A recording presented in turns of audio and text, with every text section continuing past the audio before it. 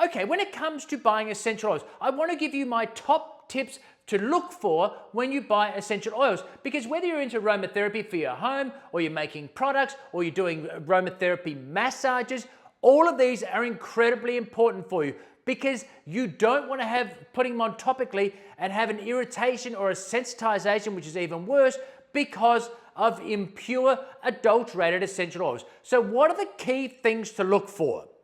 Right, so the first thing you should be looking for is price. You know the saying, if it's too good to be true, it probably is. So if you see a super smoking deal, it's a great price, it's cheaper than anything you've ever seen, run, don't walk from that product, because it's almost certainly been adulterated. For example, a 5 ml rose essential oil that is pure will cost you $150 and upwards. Why? Because it is so labor intensive. It takes 250,000 petals, or 8,000 roses, to make just 5 mils of rose essential oil. So if you're getting a 30 mil for $25, $100, $40, don't buy it, okay? It cannot be pure. Same with sandalwood, neroli, jasmine. They are very expensive, okay, and labor intensive. So you're getting super cheap deal, then you're almost certainly not getting pure essential oils. Second thing, you want to be looking for the botanical name on the bottle, all right? So if it just says pure lavender or just lavender, don't get it, all right? Because if they just put lavender, they can put from all the different lavandula families, all different types like lavandin, and you're not getting what you want. So if you want that calming lavender, which is what you generally want, unless you're getting spike lavender, which is more, that's another story. But if you want that, what we call true lavender, lavandula, the most common, lavandula angustifolia, so you want to see that botanical name there, so you know you get, that's exactly what they're putting in there, okay? So that's what you want. That, and if you can get country of origin, where it was grown, okay, and maybe even the distillation method. Now, it might not always be on the bottle, but they might have documentation there, okay? So that is important as well. So if it just says, now, listen up. So if it says therapeutic grade, clinical grade, food grade, medicinal grade, certified pure therapeutic grade, any of these terms mean zip. Zero, nada. They are marketing terms. Now, I hear some people saying, well, but these are really great essential oils, and mine says that. Fine, I'm not saying they're not good. They could be fantastic. They could be complete rubbish, because I've got $6 Amazon lavender at 30 mil, which I bought because I knew it was going to be adulterated. You just can't get it. 30 mils for $6, and it says therapeutic grade. It's rubbish. No one's overseeing it. FDA in the United States are not overseeing that you can say, hey, this, I've tested this. This is food grade. And this one, not quite as good. It's therapeutic grade, not food grade. This one's medicinal grade. Oh, this was really good. No one's doing that, all right? They are simply marketing terms. Remember, they could be great. They could be rubbish. Those terms mean nothing except for marketing, all right? So that's another thing.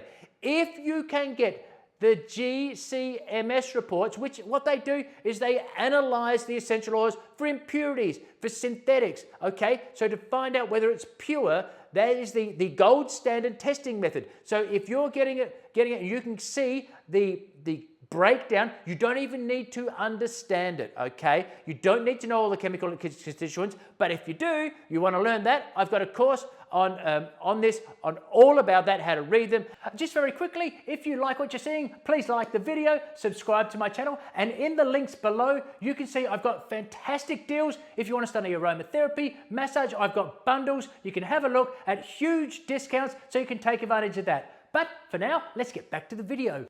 But anyway, right, so if you can see the MSGC report, you can ask that, do they have that with the batch number and all that sort of thing, that is fantastic, because you know they're going to be serious about it, all right? Speaking about serious about it, if you're getting your essential oils from a store, from a pharmacy, from a health food store, you're going to be much better off to get someone, if you can find a person that's what they do. They are into it. Just like anything, if you're buying from someone that goes, and they're passionate about it. So someone that's what they do. That's their thing. They love essential oils. They can tell you where it was grown. They can tell you the distillation method, the batches, they've got the reports, they've got all of this, and they can teach you, well, that's the person you want, because you know that they're going to be buying from reputable suppliers because that's their thing, as opposed to just buying it from a pharmacy and that sort of thing, okay? So these are really important things to know.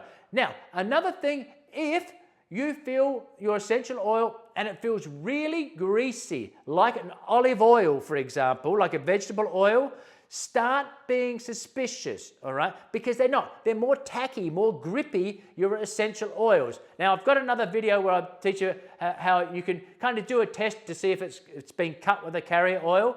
But just remember, if it's greasy, start getting suspicious, and you can see my other video where I can show, it's not a definitive way, but it will give you an idea, because if it leaves a big splodge on the paper, then it's more than likely cut with the carrier oil. Okay, so price. Make sure, if it's too good to be true, if that's a super smoking deal, you're almost certain to know that it's going to be adulterated, okay? The botanical information, the botanical names, maybe country of origin, all of these things you want to look for. Don't get conned for therapeutic, medicinal, certified, pure therapeutic grades, all this sort of stuff. Marketing terms, just remember that.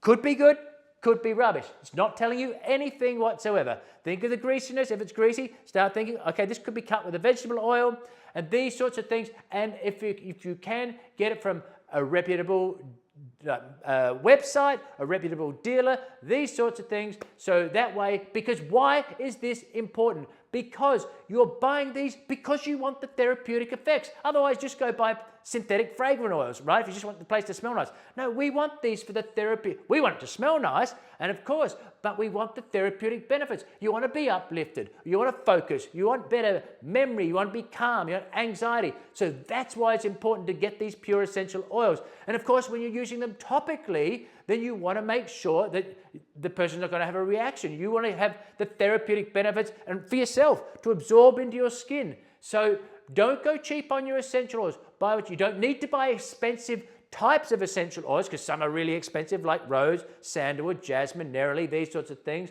But the ones that you get, citrus essential oils, for example, are inexpensive. Okay, so whatever you want to do, just make sure you're getting pure, unadulterated essential oils. You get the therapeutic benefits. You get through your skin, if you want to use them topically, or on massages, and you're going to be much better off.